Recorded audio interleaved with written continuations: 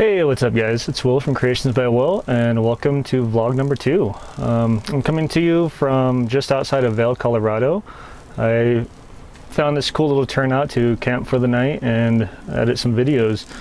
Last vlog I mentioned that I was going on tour and doing the series called Peddling Wood, and I just wanted to take a second to talk about it. I have already left my house. I left on Monday. This is my second annual tour, and I have a couple different shows that I attend across the country selling my own personal crafts.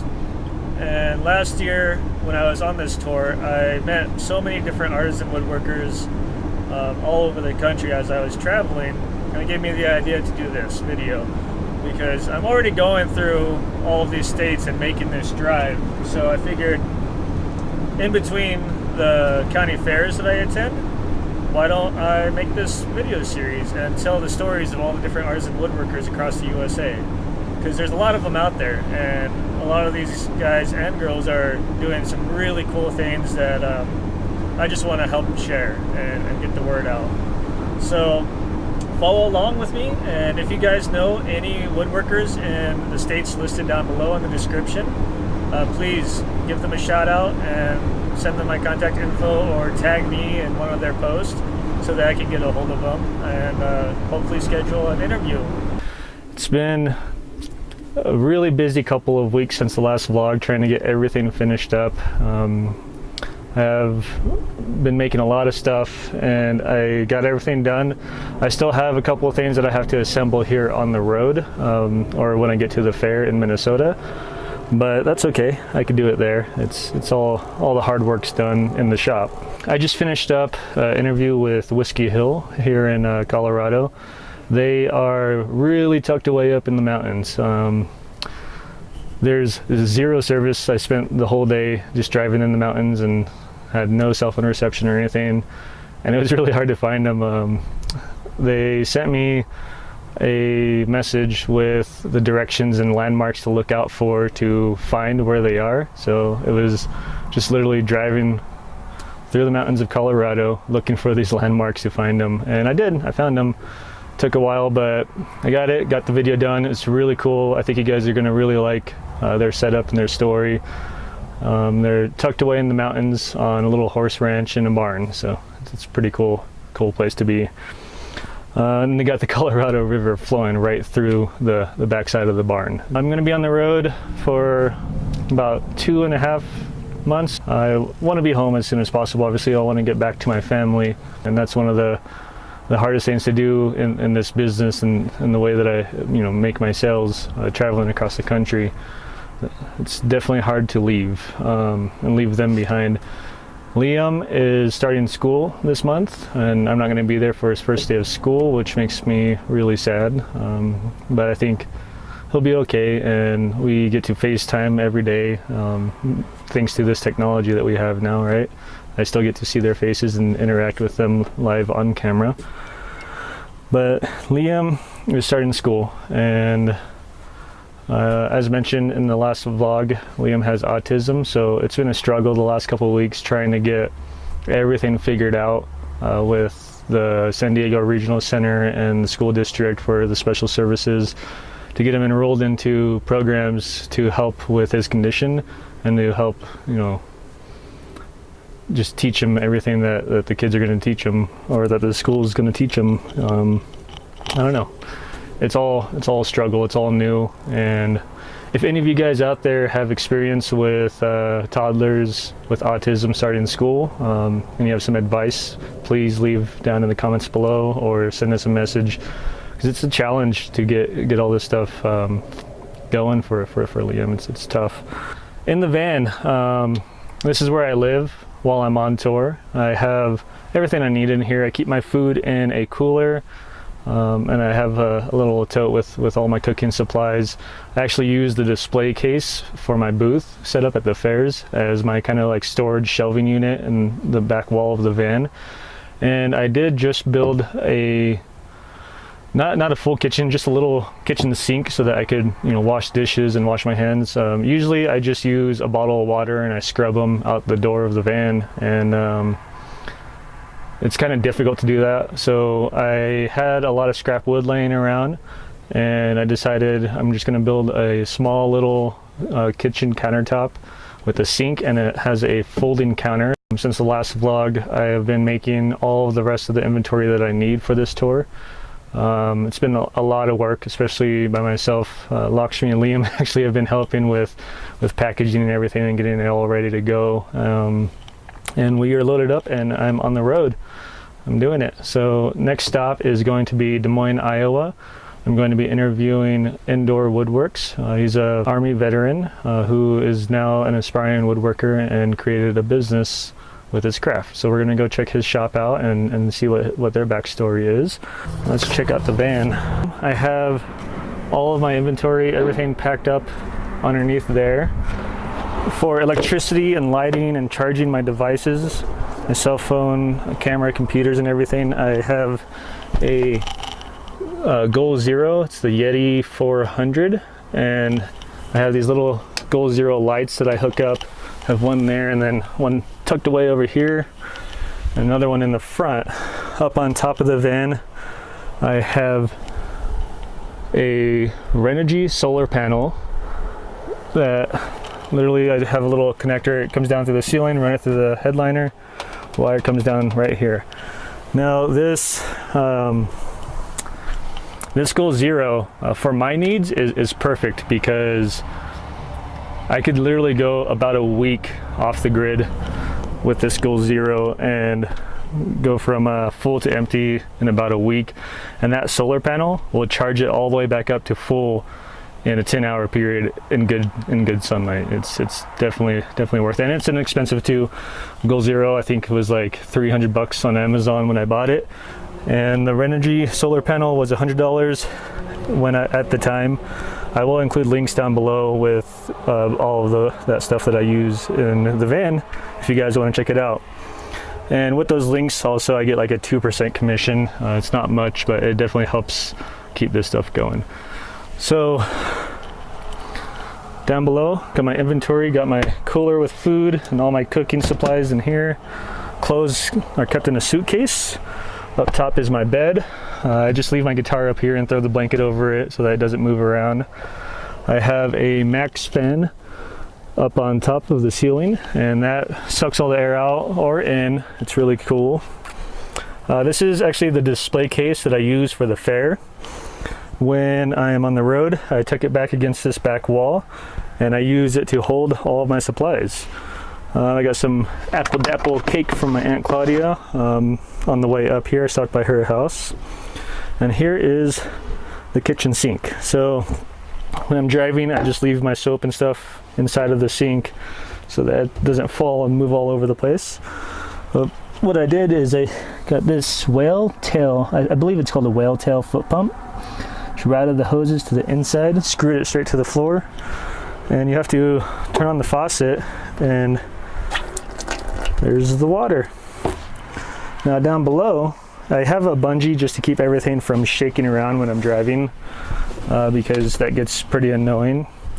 The cabinet door is just flush, and just a reminder, this is all scrap wood that was going to be thrown away at the cabinet shop, so I just repurposed it for this kitchen countertop. That's why it's not totally perfect, but it's just a prototype, right? So to open it, I use little magnetic closers. So push it, opens up. Got two 5-gallon water jugs. This is the fresh water supply. Goes to the foot pump, and then from the foot pump goes up to the faucet. And then I have this little drain that attaches to the sink. The countertop just folds right up. And there's a leg that drops down to hold it in place. And there you go, got a full kitchen countertop that doesn't take any room when you're not using it. And this is also doubles as a desk for when I'm working on my videos and working on my computer, or even shaving too. I use it as just my regular countertop. It's pretty awesome. It's definitely not the easiest thing to do, but it's not so bad. It's a lot of room, especially for one person. I don't think you need the big van at all. unless you're hauling a lot more stuff. For my purposes, this small 144 wheelbase is perfect. I actually forgot one of my microphones for the camera up at Whiskey Hill, so I have to double back up to their ranch and go find that microphone. So that's a little 45-minute detour, not bad. I actually, when I left their place last night, I found this spot right here on the Colorado River, and this is where I camped out for the night. It's really cool on the road. There's a lot of places that you can sleep or camp for free. There's the rest areas, especially all over the country, are really awesome. In comparison to California, California has the worst rest stops that I've ever seen traveling across the country. The rest of the country, all the states, they have these really built up rest stations that have all kinds of services and, you know, food and showers and things like that. Not all of them have that, but they're all generally pretty clean and well kept, and it's a great place to sleep. Or there's places like this, just out in the middle of nowhere, you can park and just wake up to this view. Getting on the road was the hardest part. I really didn't want to leave my family, and that's the hardest part of doing this business that I do. Being a full-time woodworker is not really that easy. It's hard to find places to sell your products to and to keep it sustainable without doing stuff like this. So right now I'm driving the whole country, and along this drive I go through every major city and I look for different retail shops that would carry my product line, and I basically just stop at stores and show them my products and try to get wholesale accounts. I do some consignment. I don't really like to do consignment, but I don't really like doing wholesale either, because it's the same amount of work to make the products and I get paid half the amount, and it's really hard to keep that going, especially by myself and trying to provide for my family. So what I do is I travel and I do different shows all over the place. You know, face-to-face sales basically are the best way to do it. And yeah, I think for small businesses, that's what you got to do. A lot of people I've noticed, they are creating businesses and trying to make it profitable and sustainable, but all they're doing is just posting pictures on Instagram and not going out into shows and doing, you know, live face-to-face presentations of their product line. So suggestions for other artisans out there is get your products, make up a display, and hit the road, go to shows, get your products in people's faces and seen. Hope you guys like vlog number 2. Please subscribe down below, like the video if you like it, and stay tuned for more. I'm on my way to Des Moines, Iowa to interview Indoor Woodworks. Hey, got people walking behind me. And I'm going to be going to Des Moines, Iowa to interview Indoor Woodworks. He's an Army veteran, and I'm going to tell you guys his story, and stay tuned for more. See ya. Sorry, I didn't realize you wanted. No, you're fine. I'm sorry. It's okay. It's okay.